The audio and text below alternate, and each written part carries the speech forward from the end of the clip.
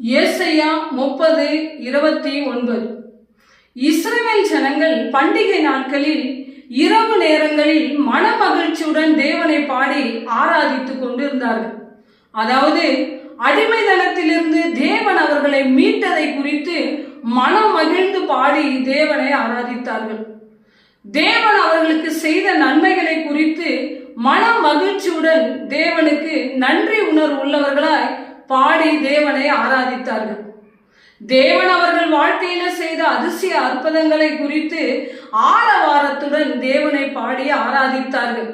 அது மாத்திரமல்ல, விரோதிகளை அவர்கள் மேற்கொண்டு ஜெயித்து வெற்றி வாகை சூடிக்கொண்ட பொழுதும் கூட தேவனை ஆரவாரத்துடன் பாடி அவர்கள் ஆராதித்தார்கள். இரவு என்பது துன்பங்கள், பிரச்சனைகள், கஷ்டங்கள், கண்ணீர்கள், குழப்பங்கள், தடுமாற்றங்கள், சில நேரங்களில் ஒன்றுமே செய்ய முடியாத இயலாமை, இவைகளை தான் இரவோடு ஒப்பிடுகிறோம். பிரியமானவர்களே, இன்று தேவன் உங்களுக்கு சொல்லுகிறார், உங்கள் வாழ்க்கையில ஏற்படுகின்ற இரவு போன்ற பிரச்சனைகளை பகலை போல நான் உங்களுக்காக மாற்றுவேன் என்று. அதாவது உங்கள் வாழ்க்கையில ஏற்படுகின்ற கண்ணீரை தேவன் சந்தோஷமாய் மாற்றும் பொழுது நீங்கள் தேவனை பாடி ஆராதிப்பீர்கள் என்று.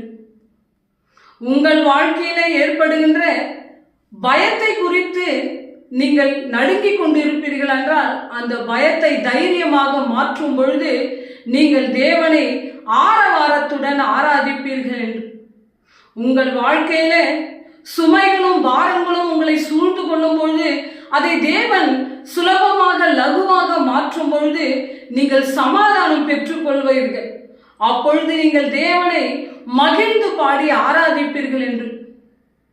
அதாவது இஸ்ரவேல் ஜனங்கள் தேவன் செய்த நன்மையான காரியங்கள், அதிசயங்கள், அற்புதங்களை எல்லாம் அவர்கள் குறித்து இரவு நேரங்களில் தேவனை மனமகிழ்ச்சியுடன் பாடி ஆராதித்துக் கொண்டு இருந்தார்கள்.